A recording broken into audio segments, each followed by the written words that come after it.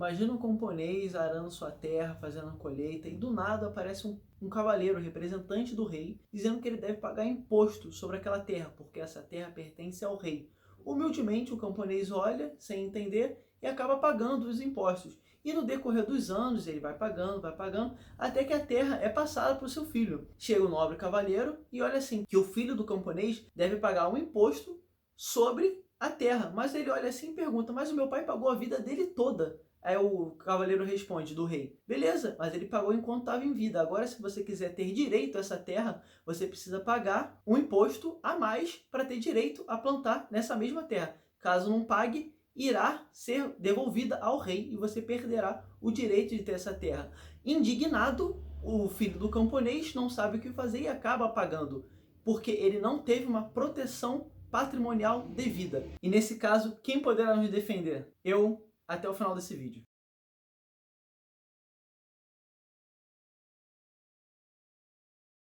Para quem não me conhece, meu nome é Lucas Assunção e aqui vamos falar sobre mercado financeiro, economia, política e muito mais. E como eu falei hoje, vamos aprender a proteger nosso patrimônio de forma eficiente, diminuindo os impostos sobre herança e os impostos que a gente pode diminuir que a gente não precisa pagar. Essa é a ideia. Quanto menos imposto a gente puder pagar, melhor. E o porquê a gente deve ter uma proteção patrimonial? Como eu falei, além do imposto sobre herança, os estados em si já cobram muitos impostos. E tem a proteção cambial também que a gente tem que fazer. Porque esse mês a inflação chegou a bater 2 dígitos. Muitas pessoas alegavam, falavam, economistas chegavam a dizer que a gente não iria ver mais com o Plano Real ou no Brasil inflação de 2 dígitos. E não, acabou que esse mês bateu a inflação de 2 dígitos, chegando a 10%, o IPCA.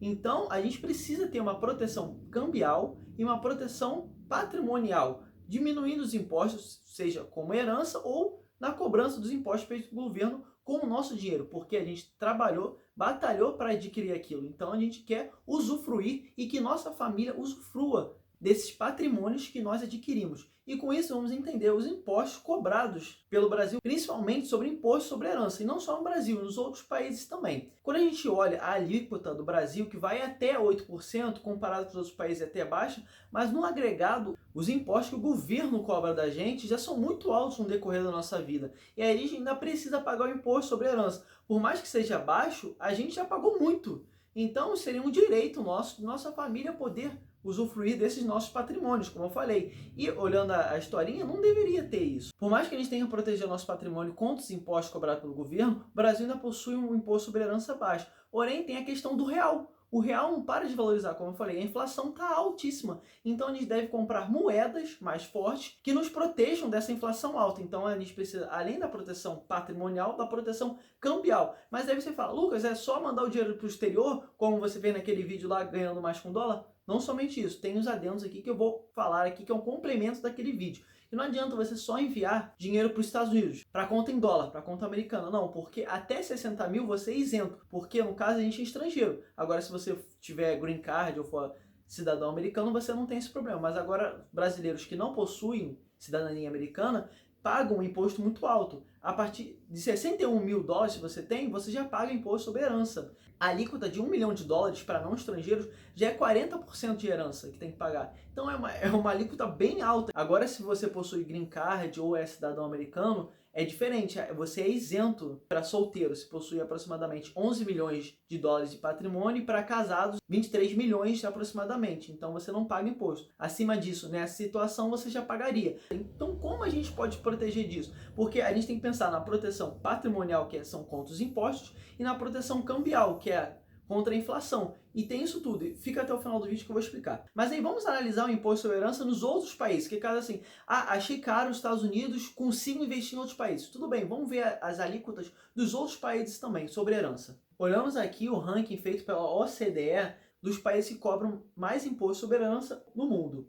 Japão, 55%, Coreia do Sul, 50%, França, 45%, Reino Unido, 40%, Estados Unidos, 40%, como a gente viu. Aí tem outros países aqui, vou deixar aqui na tela o ranking. Tem até o caso do ator ex-francês Gérard Depardieu, que quando teve a Copa em 2018 na Rússia, que a França ganhou, teve um evento, um jogo lá, que os franceses começaram a zoar ele porque abdicou da nacionalidade francesa, ele virou russo agora. Então ele deve estar muito triste lá, porque ele fugiu dos altos impostos, que é da França, que são os altos impostos sobre herança, e o imposto sobre grandes fortunas, que é alto também na França. Ele deve estar muito triste lá com o dinheiro dele assim escorrendo as lágrimas, porque França ganhou, que é o país dele onde ele nasceu, e que os torcedores estão zoando ele. Deve estar muito triste, né? Então ele abdicou disso para poder pagar menos imposto. Então não tem como falar que o cara é burro. Antes de eu falar das formas como você deve se proteger, não esqueça de se inscrever, deixar o like e ativar o sininho para acompanhar mais conteúdos gratuitos como esse.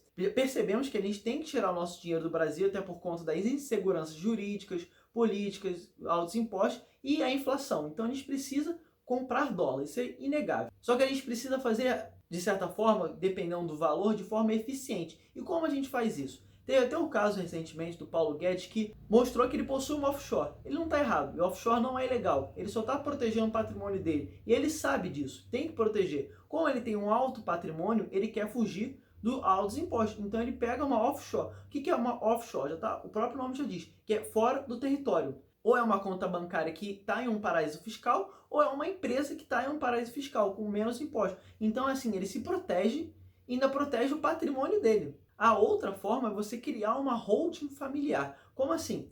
Digamos que você queira comprar um imóvel em Nova York. Totalmente caro. Plausível, tudo bem, ótima localidade.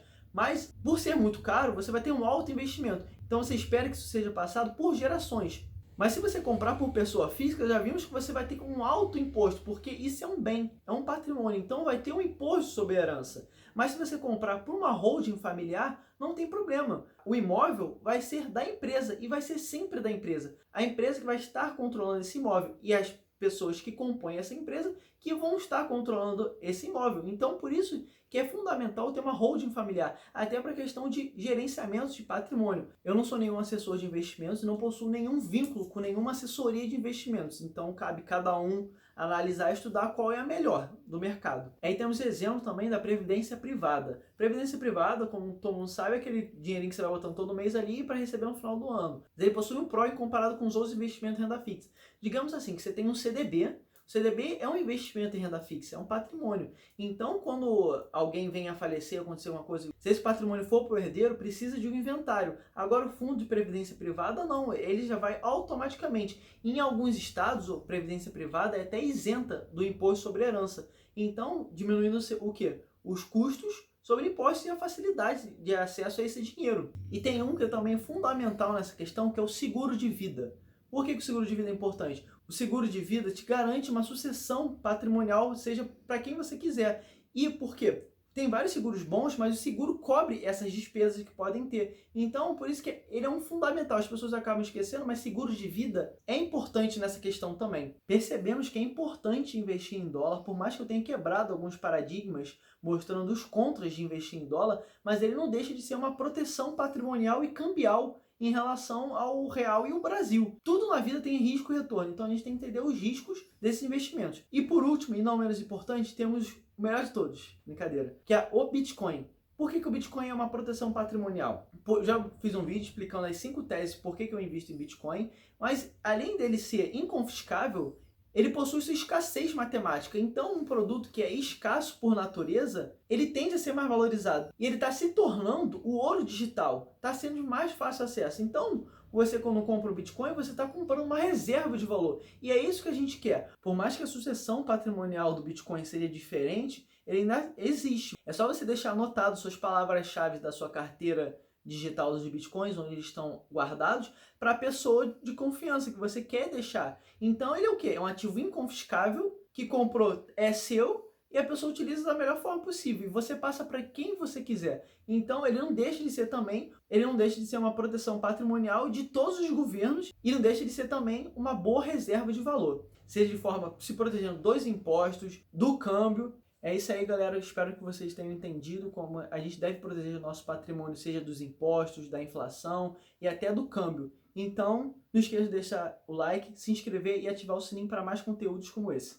Nos vemos no próximo.